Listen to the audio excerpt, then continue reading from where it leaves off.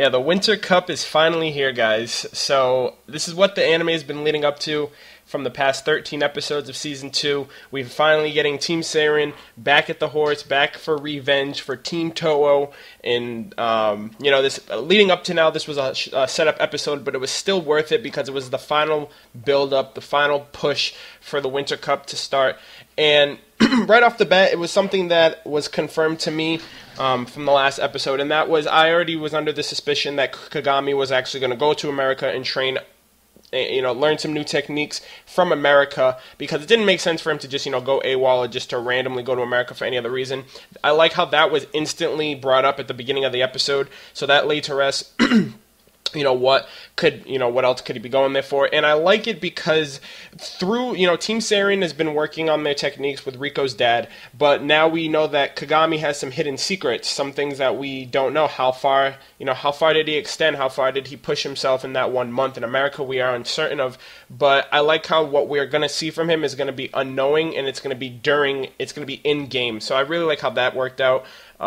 Team Seirin as well, leading up to now the last 2 episodes, Riko's dad has been training with them. They've been playing cops and robbers in the forest, working on that, and then the losers would have to go through some intense regimen. And all of them have been developing and trying to work towards a quote-unquote special ability. Hyuga is trying to work towards being able to be a three-point shooter and make shots without having someone screen for him, and being more quick. As we saw, Riko's dad had a lot of speed, or, like that affected, that made him look like he was going faster. Izuki has, his eagle eye vision, which I'm wondering how he's going to work that out. Kuroko is already immensely grown as a character from Season 1 even to now, with his vanishing technique and with his ignite ability, which I'll get into later, that we saw at the very end. And, everybody is going to bring something new to the table, and I'm glad that in that 1 month, it was a time skip, because now we don't know what's in the bag. A rabbit could be pulled out of the hat at any time, and we'd be none the wiser. So I really like that as well. But overall, the Winter Cup is there. All the people are converging, working to meeting up. And the most interesting part of this episode is the Generation of Miracles gathering. Kuroko gets that call, and all of them converge to that one area.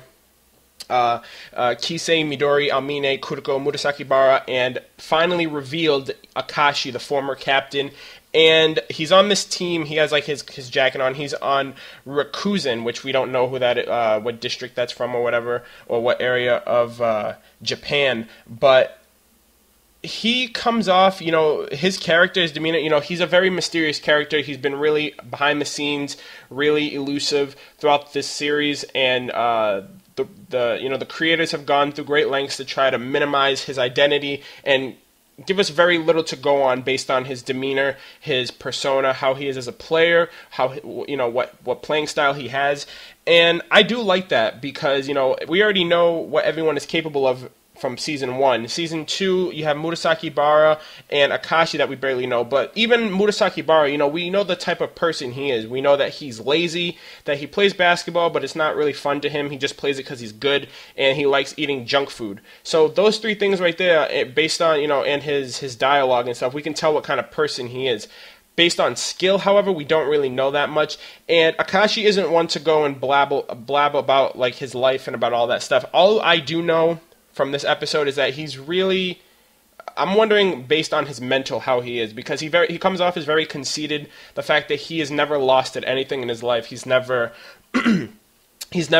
experienced loss in terms of a win-lose situation. To him, it comes natural. It comes like breathing. The fact that he believes that he's always right and he always wins, and that will never change. And for those who always lose or have to struggle with winning, he believes that that they need to obey him in all rights. Because that part with Kagami, he actually goes to slice at his face with the scissors, and I'm like, dude, are you serious? Like, he doesn't even know who the hell you are. Like, who the hell are you to do that? And the Generation of Miracles, they all just stand there around. Like, I'm wondering if he just, if they're like afraid of him or something, or if they respect him enough as a captain, or his techniques, or just the fact that he's a monster in his own right. him as a character, you know, he's just a crazy ass dude. But I am definitely wondering what he can do as far as play style. He was the former captain. His team won the Inter-High tournament, so you know that speaks volumes to some degree. And the fact is, his eyes are different colored, so I'm wondering if that has anything to do with, you know, his technique, like with basketball or stuff like that. I'm just wondering. That's just, you know, my little speculation there.